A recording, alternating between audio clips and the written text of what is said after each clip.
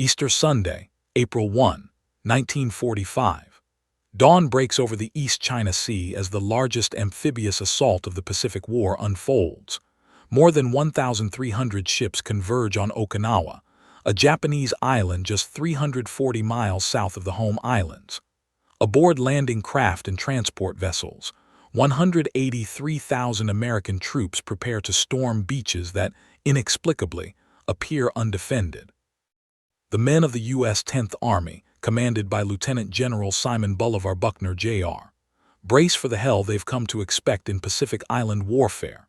Tarawa, Saipan, Peleliu, Iwo Jima, each landing has been a bloodbath, beaches turned into killing zones by Japanese defenders fighting from prepared positions. The lessons are burned into every Marine and soldier. Expect massive casualties in the first hours. Expect fanatical resistance. Expect no quarter asked or given. But as the first waves hit the Higashi beaches on Okinawa's western coast, they encounter almost no resistance. Troops wade ashore and advance inland, bewildered by the absence of the expected carnage. Some joke nervously about the April Fool's invasion. By nightfall, 60,000 American troops have landed with fewer than 30 casualties. Okinawa's Yontan and Kadena airfields are captured intact. The landing is so successful it seems almost surreal. The celebration is premature. Japanese Lieutenant General Mitsuru Ushijima, commanding the 32nd Army, has no intention of defending beaches. His 77,000 troops and 40,000 Okinawan conscripts wait in the island's southern mountains, dug into caves, tunnels, and fortified positions that have transformed the terrain into a fortress. Ushijima's strategy is simple yet devastating. Draw the Americans inland, then grind them down in a battle of attrition that will cost so much blood that the United States will reconsider invading Japan itself. What follows over the next 82 days will be the bloodiest battle of the Pacific War. More than 12,000 Americans will die. Over 100,000 Japanese soldiers will perish. Approximately 150,000 Okinawan civilians, one-third of the island's population, will be killed. The Battle of Okinawa will become a preview of what invading the Japanese home islands would entail, influencing one of history's most consequential decisions, whether to use atomic weapons to end the war. Okinawa represented the final stepping stone to Japan. This 60-mile-long island in the Ryukyu chain offered what American planners desperately needed: airfields within easy range of the Japanese home islands, anchorages for the massive invasion fleet being assembled for Operation Downfall, and a forward base that would support the planned November 1945 invasion of Kyushu. The strategic calculus was clear. B-29 Superfortress bombers operating from the Mariana Islands could reach Japan, but the distance limited bomb loads and provided no fighter escort. Okinawa would allow shorter-range bombers and fighters to join the air campaign. The island's harbors could support the hundreds of ships needed for the invasion of Japan. Okinawa was not just another island. It was the essential platform for the war's final phase. For Japan, Okinawa's significance was equally profound. The island was considered Japanese home territory, part of Japan proper since 1879. Its loss would place American forces at Japan's doorstep. More critically, defending Okinawa offered Japan's military leadership a final opportunity to inflict such horrific casualties that the United States might negotiate a conditional surrender rather than invade the home islands. The Japanese defensive strategy, called Ketsugo or decisive operation, aimed to destroy 30% of the invasion force before it reached the beaches, then savage the survivors in prolonged ground combat. Kamikaze attacks would devastate the supporting fleet. The cumulative casualties would, Japanese planners hoped, break American resolve. It was a strategy born of desperation, but one that would prove terrifyingly effective. By early 1945, Japan had already lost the war in every measurable sense. American submarines had strangled Japanese shipping. The Philippine campaign had cost Japan hundreds of thousands of troops. American bombers were systematically destroying Japanese cities, but the Japanese military, indoctrinated with the code of Bushido and facing an emperor system that made surrender culturally unthinkable, prepared to fight with suicidal determination. The American invasion force assembled for Operation Iceberg was staggering in scale. Admiral Raymond Spruance's Fifth Fleet included 40 aircraft carriers, 18 battleships, 200 destroyers, and hundreds of support vessels, the most powerful naval force ever assembled. The 10th Army comprised 4 Army divisions and 3 Marine divisions, with 2 more divisions in reserve. Supporting the ground forces were 1,400 carrier-based aircraft and extensive naval gunfire support. The preliminary bombardment began on March 24th, a week before the landings. Battleships and cruisers pounded suspected Japanese positions.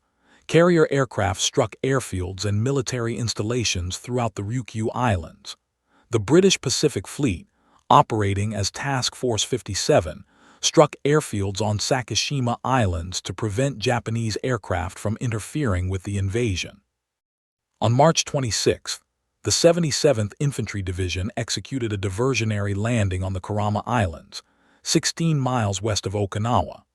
This operation secured a forward anchorage and eliminated Japanese suicide boats armed with explosives. The Kurama operation cost 31 American lives, but captured intact a fleet of 350 explosive-laden boats intended for kamikaze attacks against the invasion fleet. The main landings on April 1st proceeded with stunning efficiency. The 10th Army came ashore on an 8-mile front, the III Marine Amphibious Corps on the left flank, XXIV Corps on the right.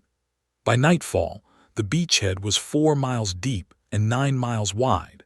Yontan and Kadena airfields were operational within hours, allowing American aircraft to operate from Okinawan soil. The ease of the landing masked the horror to come. General Ushijima had divided Okinawa into defensive sectors, concentrating his forces in the south around the ancient Shuri Castle and the Nahashiri-Yanabaru line. The northern two-thirds of the island was held by only 2 battalions. Ushijima had no intention of fighting for beaches or northern Okinawa. His defensive positions in the south represented nearly impregnable fortress systems that would channel American attacks into killing zones. By April 4th, American forces advancing south encountered the first elements of Ushijima's defensive line. What Marines and soldiers found was unlike anything they had experienced. The Japanese had transformed southern Okinawa's ridges, hills, and escarpments into a maze of interconnected defensive positions. Caves, tunnels, pillboxes, and bunkers honeycombed the terrain. Artillery pieces were mounted in caves with interlocking fields of fire. Machine gun positions covered every approach. The terrain itself was nightmarish. Okinawa's southern sector featured a series of east-west ridges and escarpments with names that would become infamous. Kakazu Ridge, the Pinnacle Sugarloaf Hill, Half Moon Hill, Horseshoe Ridge. These were not just hills but fortified positions where every cave held defenders, every boulder concealed a fighting position, and every advance was measured in yards paid for in blood. American tactics that had worked on previous islands proved inadequate. Artillery barrages that would have destroyed conventional defenses barely scratched cave systems dug 30 feet into coral rock. Flamethrowers could clear individual positions, but couldn't eliminate entire defensive networks. Infantry assaults would seize terrain during the day only to face Japanese counterattacks at night that often recaptured the same ground. The fighting developed a grim pattern. American forces would identify a Japanese strongpoint, call in artillery and air support, then assault with infantry and tanks. Japanese defenders would wait in caves until the bombardment lifted, then emerge to engage the attackers. Machine guns and mortars would tear into advancing troops. When Americans finally took a position after hours of brutal fighting, they would discover the defenders had retreated through tunnels to secondary positions, and the process would begin again. Casualties mounted horrifically. The 96th Infantry Division, attacking Kakazu Ridge in mid-April, lost 1,500 men in a week for minimal gains. The 27th Infantry Division suffered similar casualties at the Urasomura escarpment. Marine divisions advancing toward Shuri Castle encountered equally fierce resistance. The 1st Marine Division's fight for Wana Ridge and Wana Draw in May would cost hundreds of casualties as Marines fought yard by yard through hellish terrain. Weather compounded the misery. Heavy rains began in early May, turning the battlefield into a sea of mud. Tanks bogged down. Supply vehicles couldn't reach forward positions. Wounded men drowned in shell holes filled with water. The stench of death permeated everything as bodies, American and Japanese, lay unrecoverable in the mud. Soldiers and Marines lived in conditions that resembled World War I's Western Front: constant artillery fire, mud, death, and exhaustion. While ground forces bled in southern Okinawa, the Fifth Fleet faced its own nightmare. Operation Tengo, the largest organized kamikaze campaign of the war. Beginning April 6th, waves of Japanese aircraft, most piloted by barely trained volunteers on one-way missions, crashed deliberately into American ships. These were not random suicide attacks but coordinated mass assaults designed to overwhelm fleet defenses. The kamikaze attacks occurred in waves called kikusui, or floating chrysanthemums. Between April and June, 10 major kikusui operations launched more than 1,900 kamikaze sorties against the American fleet. The attacks were devastating. A ship's crew might shoot down dozens of incoming aircraft, but if even one got through, the results could be catastrophic. A kamikaze loaded with explosives hitting a destroyer could sink it in minutes. The human cost on the ships was staggering. The destroyer USS Laffey fought off 22 kamikaze and bomb attacks in 80 minutes on April 16th, taking 6 direct hits but surviving. Her crew suffered 103 casualties. The destroyer USS Abil was sunk by a kamikaze, the first ship destroyed by a Japanese rocket-powered Oka flying bomb. The carrier USS Bunker Hill was hit by 2 kamikazes on May 11th, causing 650 casualties and nearly sinking the vessel. Radar picket destroyers, stationed around Okinawa to provide early warning of air attacks, bore the brunt of kamikaze strikes. These ships operated alone or in small groups, making them prime targets. Of the 206 radar picket ships deployed, over 100 were hit by kamikazes or conventional air attacks. The destroyer USS Hugh W. Hadley and her companion ships shot down 97 attacking aircraft on May 11th but took 4 kamikaze hits. Hadley's crew suffered 30 dead and 91 wounded, but kept their ship afloat. The kamikaze campaign achieved significant results. By battle's end, 36 American ships were sunk, 368 were damaged, and nearly 5,000 sailors were killed, more than the total American deaths at Pearl Harbor. The psychological impact was enormous.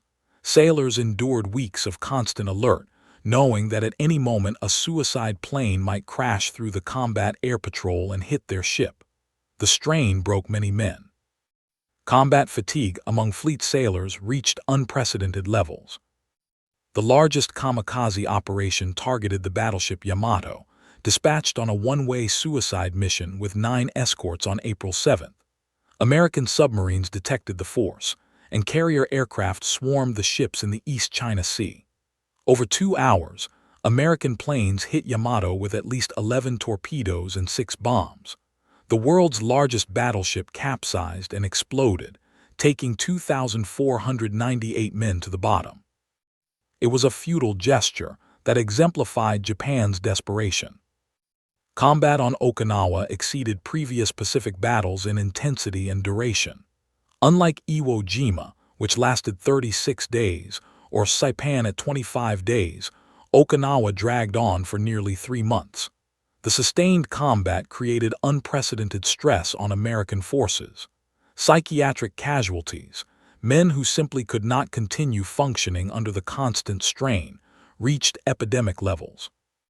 The 96th Infantry Division had 1,289 psychiatric casualties, nearly matching their battle deaths.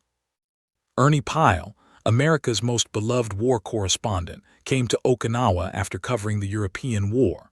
On April 18th, he was killed by Japanese machine gun fire on the small island of Aishima off Okinawa's coast.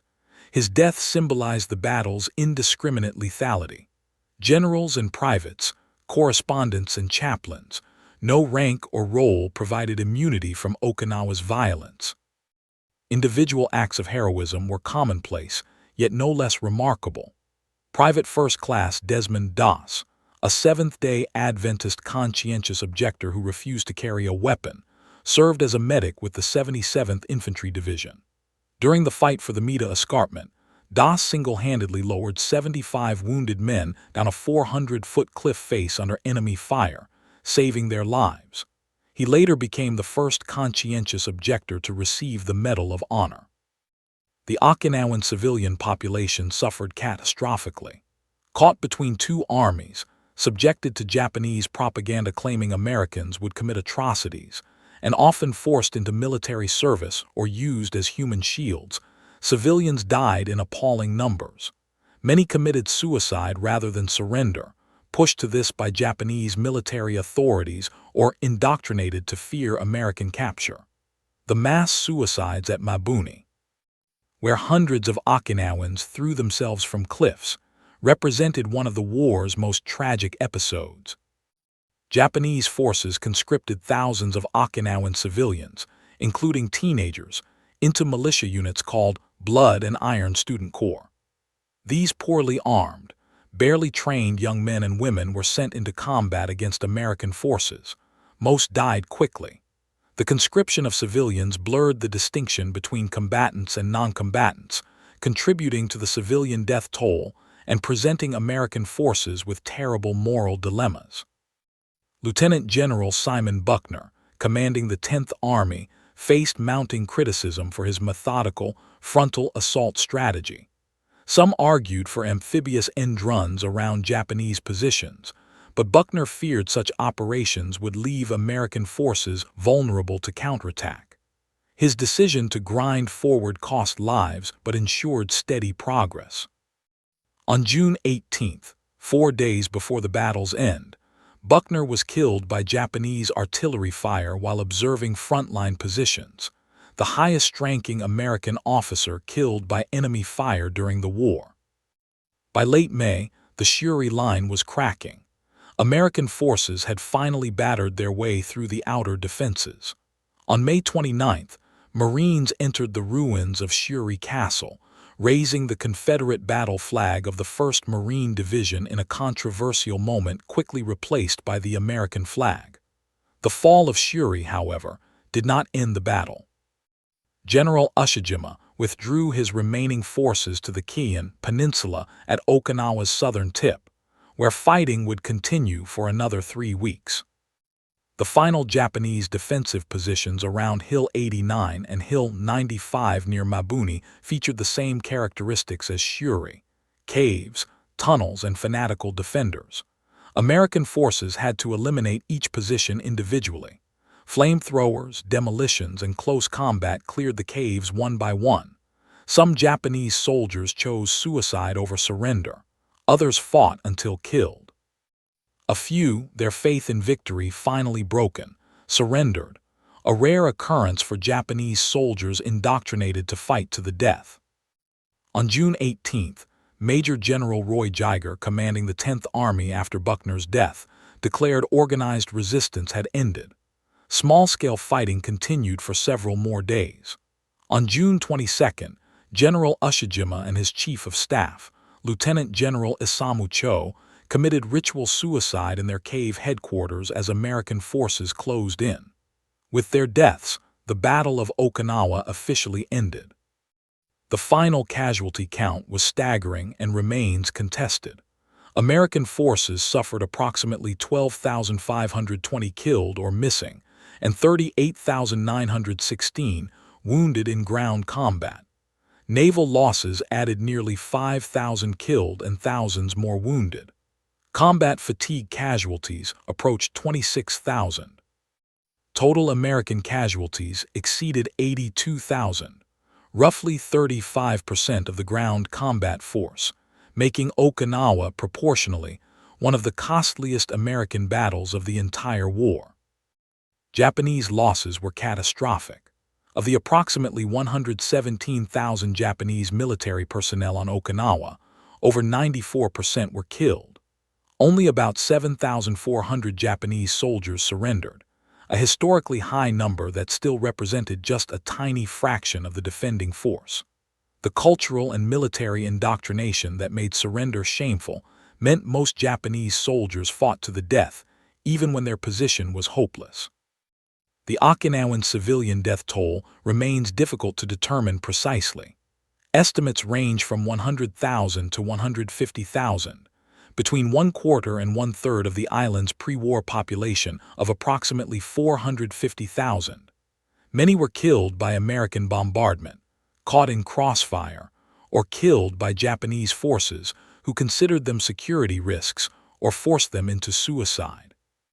The civilian suffering on Okinawa exceeded any previous Pacific battle and represented a humanitarian catastrophe. The Battle of Okinawa profoundly influenced American planning for the invasion of Japan and, ultimately, the decision to use atomic weapons. Military planners extrapolating from Okinawa's casualty rates calculated that invading Kyushu, Operation Olympic, and Honshu, Operation Coronet, would cost hundreds of thousands of American casualties and millions of Japanese deaths, military and civilian. The fanaticism of Japanese defenders on Okinawa, the mass civilian suicides, the kamikaze attacks, and the refusal to surrender even when defeat was certain convinced American leadership that Japan would resist invasion of the home islands with even greater determination. If a peripheral island like Okinawa cost 82,000 American casualties, what would invading the main islands cost? Intelligence estimates suggested Japan had mobilized every available man, woman, and child for homeland defense. The Ketsugo plan called for massive kamikaze operations, over 10,000 aircraft, against invasion forces, with predictions of destroying 30–40% of American landing forces. Okinawan civilians' mass suicides suggested Japanese civilians on the home island might commit similar acts or fight to the death. President Harry Truman, facing the prospect of invasion beginning November 1, 1945, authorized use of atomic weapons against Hiroshima on August 6 and Nagasaki on August 9. The Soviet declaration of war on August 9 and the atomic bombings together finally convinced Emperor Hirohito to override his military leaders and accept surrender. Whether the atomic bombings were necessary or justified remains controversial, but Okinawa's carnage directly informed the decision. The Battle of Okinawa demonstrated the terrifying cost of attacking a determined, well-prepared defender willing to fight to the death. Every lesson from island warfare, the effectiveness of Japanese cave defenses, the difficulty of rooting out defenders from fortified positions, the psychological toll of sustained combat, was confirmed and amplified on Okinawa. Tactically, the battle showed the importance of combined arms operations. Victory required coordination of infantry, armor, artillery, air support, and naval gunfire. The battle also demonstrated the vulnerability of naval forces to massed air attack, foreshadowing the dominance of air power in modern warfare. The kamikaze threat accelerated development of jet fighters and improved radar systems. The battle had lasting effects on Okinawa itself. The island was devastated, cities destroyed, agriculture ruined, cultural treasures lost. American occupation continued until 1972, with much of the island converted to military bases that remain today. The battle remains controversial in Okinawa, where memory of civilian suffering is still raw. Annual commemorations honor the dead and emphasize the futility of war. For American veterans, Okinawa represented the war's apex of horror. Many who survived carried psychological scars for life. The combination of sustained combat, horrific casualties, brutal weather, and the knowledge that invading Japan itself would be worse created trauma that affected veterans decades later. Eugene Sledge, a Marine who fought on Okinawa, wrote in his memoir, With the Old Breed, that the battle exceeded even Peleliu in its intensity and human cost. For Japan, Okinawa became a symbol of sacrifice and tragic loss. The prefectural government of Okinawa maintains the Peace Memorial Park at Mabuni, where the battle ended. The cornerstone of Peace Memorial lists the names of all who died in the battle, Japanese, American, and Okinawan, over 240,000 names etched in stone. The memorial's inscription reads, "The Okinawa battlefield was one of the fiercest ground battles of the Pacific War." Even today, many sad tales of the Battle of Okinawa are told. The Battle of Okinawa stands as the Pacific War's bloodiest engagement, combining the sustained intensity of European theater combat with the uncompromising brutality that characterized the Pacific conflict. For 82 days, American and Japanese forces fought with a ferocity that shocked even hardened veterans of years of war. The civilian population, trapped in the middle, paid a price that exceeded military casualties in its human tragedy. Okinawa validated every fear about what invading Japan would entail.